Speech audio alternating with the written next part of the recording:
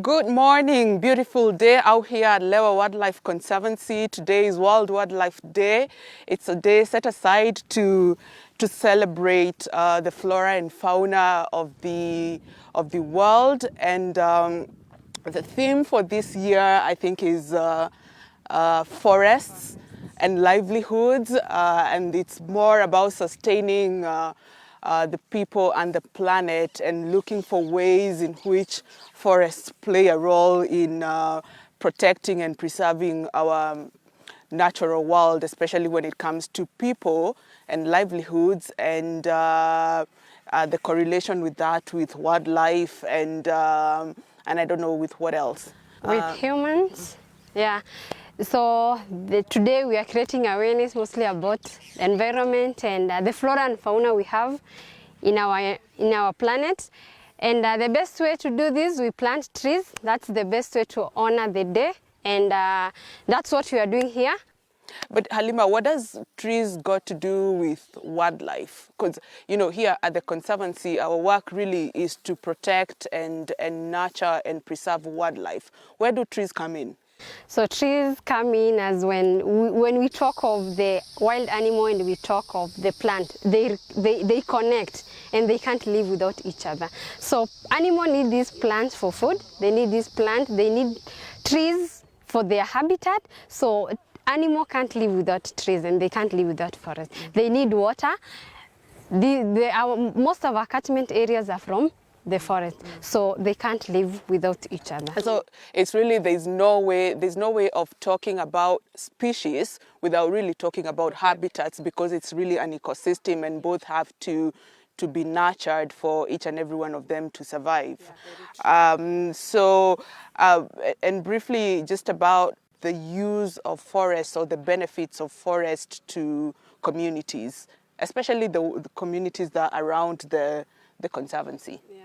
So one benefit the community gets, and most community get from the forest, one thing is like forest our catchment area. So most of our water comes from the forest. And the other thing is like we also get rain, and whenever we have forest, the forest modify the climate of the area and we get more rain in that area. So, and something else, like they get firewood there, we have some get medicine from the forest. So human can't live without forest, and that's why we need to conserve them and take care of them. And I think even above and beyond that, there's also the issue of landscape. I mean, forests are beautiful, trees are magnificent natural resources. So even just for the scenery of it, like this landscape would look really different without all the trees. And I think just appreciating the beauty of the natural world, even if it's nothing else, that's quite important as well. Sure. But Wamboi, I guess, unfortunately, as human, we don't see the beauty in the forest. We only know what we get from the forest is water. We get some maybe medicine from the forest, and that's all. Yeah. And for us, some, we don't care about where we are getting all those things. So we also need to create awareness about what we are getting from this environment and why we need to take care of it. So beauty is beyond most of us, so we don't care about beauty.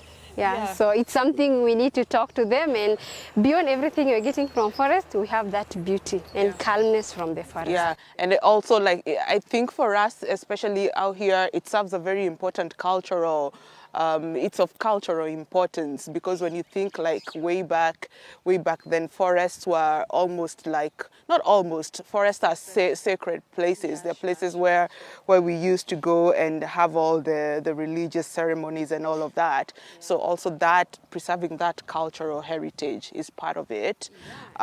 We still have some community just going to the forest. They are like sacred place and the forest. And still, even when you are alone, when you need that like moment alone, you need that calmness, just go to the forest, you go there and relax. So there's much we get from this environment. Yeah. So what are we trying to do here? We have this open space, and we've really, over the past like 1 month, we really tried to fill it out with trees. So we have like, I don't know if you can see, like this is a new sprout out here. We must have planted this maybe at World Wetlands Day, which was last month. Exactly. And they're doing good. And it's already sprouted. And that's good. It's good to see like the the relation between that old big tree and then there's this new life.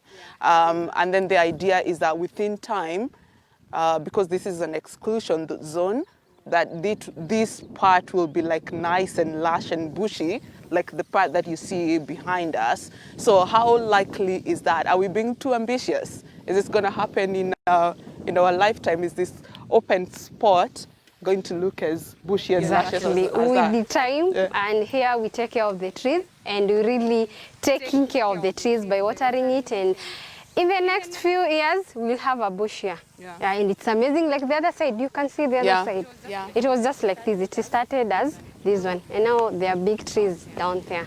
And Rachel, why do you think we are doing this, like fencing and planting the trees in?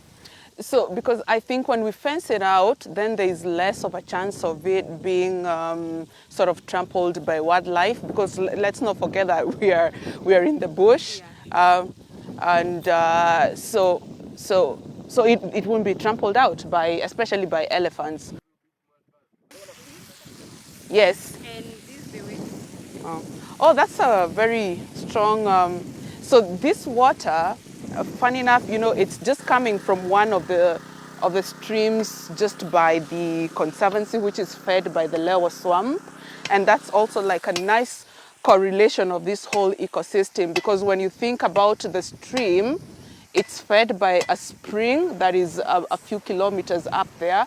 The spring is fed by underground sources of water, which come all the way from the mountain. So when you think of from the mountain, Mount Kenya, or from Garendare Forest, you think of the water, you think of it feeding into the spring and coming to the swamp and finding us here all the way to the ground. It gives you a really good perspective of how everything relates to each other, both humans, wildlife, species, flora.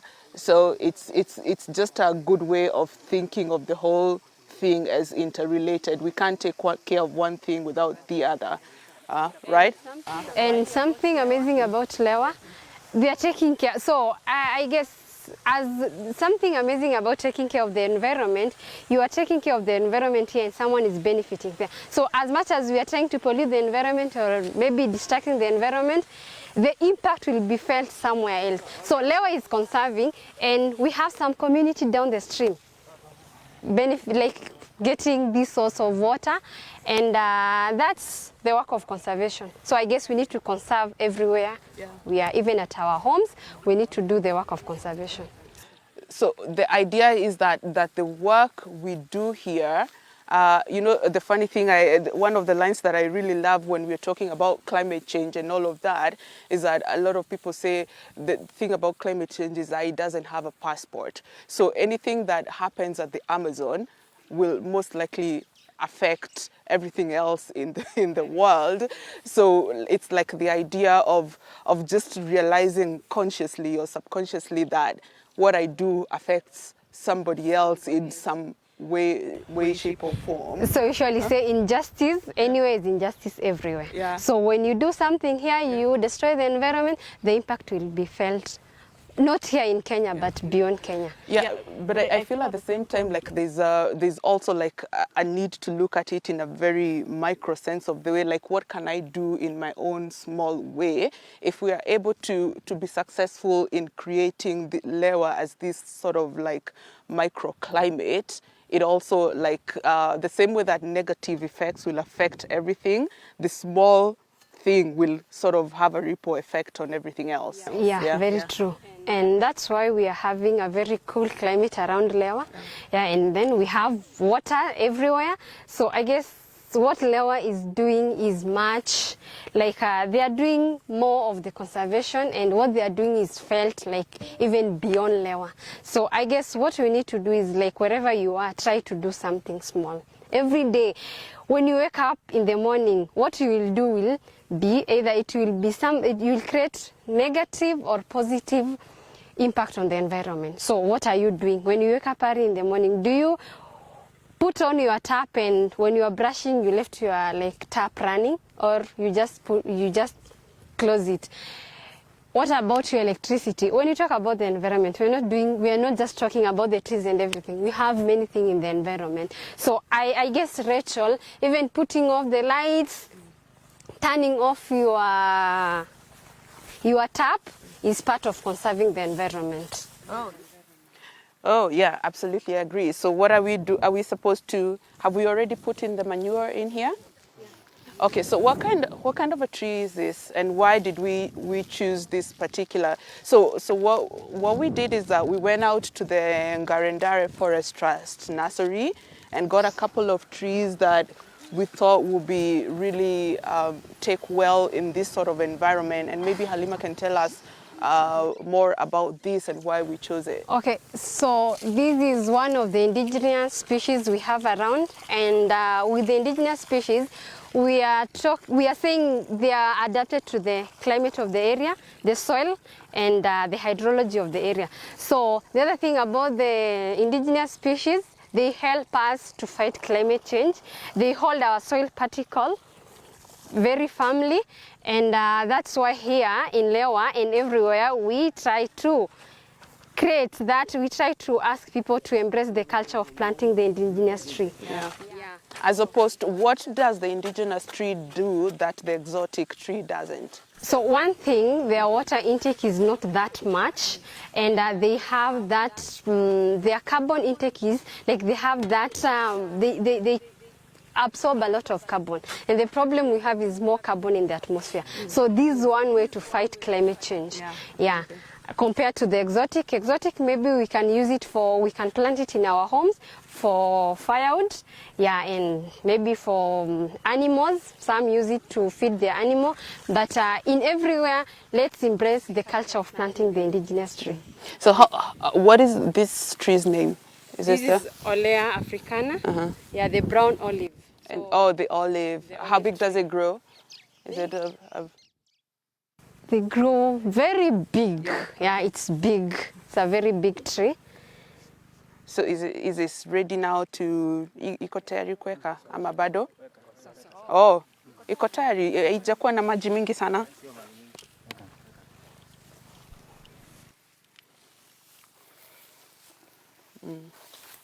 Navunjika. Niweke tu ndani ya maji.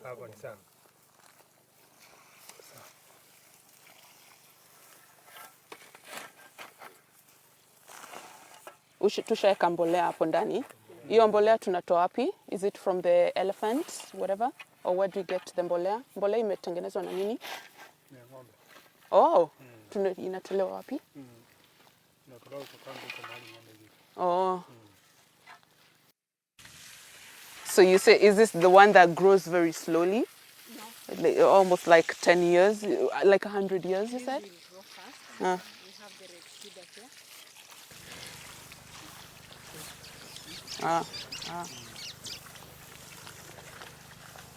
So Rachel, one thing about planting tree, it reminds you to be kind-hearted, and it's the perfect way to honor the mother nature.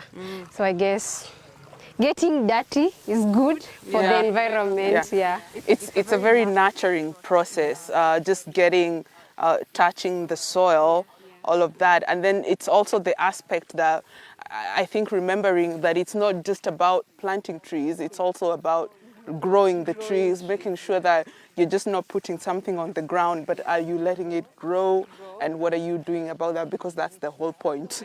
Yeah. So we need to do away with the, and we try to talk of growing trees. I guess that's much better. So you need to work and take care until you see it like to become a big tree. Okay, yeah. So what else? How many we can do about, maybe, because we already have other seedlings around. I think we can do maybe like 10 more. And then this whole area should have new growth. And then we'll come back and check them. We'll have just coming to take care of them every now and then to make sure it's watered. Especially now that we are going into a drier season. It's already quite dry out here, so making sure that it's watered.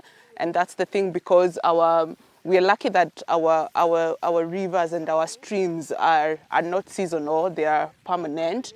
So we always have a source of water, and that just comes from really good management of our wetland areas. So in that sense, we have that working for us. Yeah, so I guess that's it. And just remembering that the connection to start thinking about the environment as this ecosystem. So it's World Wildlife Day, yes, but I like the idea of just thinking about forests and what kind of impact they have on wildlife, on people, on communities, on livelihoods, and on everything else. So everything just works together. We take care of habitats, we take care of species, and the world thrives, and hopefully we can have a turnaround in this whole climate change business and have a better future for coming generations. Yeah.